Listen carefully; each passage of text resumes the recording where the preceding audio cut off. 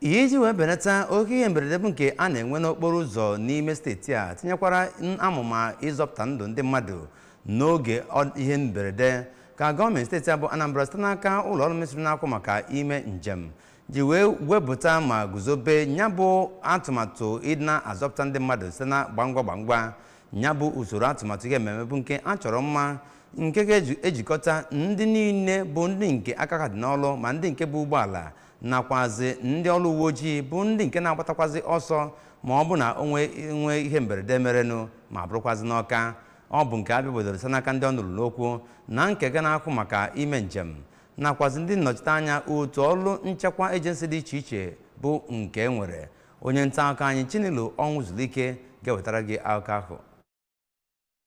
Mgbe ọ na-agbape ya bụ mmemme ka Gọvanọ Chukwuma Soludo onye ọ bụ onye odeakawo nke ministri na-ahụ maka ụgbọala bụ Engineer Michael Obiekwe nọchitere anya ya siri na dịka a na-enwe mgbanwe ọhụrụ n'ime Anambra steeti ka o wee bụrụ obodo nke bụ Igba na ọ dị mkpa ka enwee ihe nkanụzụ na ụzọ ebe ịkpọ ụgbọala ma na-asịkwazi na ya bụ njem dike ha zọpụrụ bụ nke ga-akpọkọta ndị niile eji okwu ha agba izu n'ebe gbasara ime njem ka ha rụkọọ ọrụ ọnụ wee weta ụsa wee nye nsogbu niile a na-enwe n'ihe gbasara njem okporo ụzọ ma sịkwazịa na ha ga-ewetakwa ụsa wee nye onye ọbụla nọ na Anambra steeti n'okwu ha dị iche iche ka onye steeti kọmishọna na-ahụ maka ikwusa ozi bụ Dr. Law Mefo onye ọ bụ Maazị Emmanuel Ikagwani nọchitere anya ya onye managing director nke Anambra State Road Traffic Management Agency ATMA bụ Engineer Emeka Okonkwo na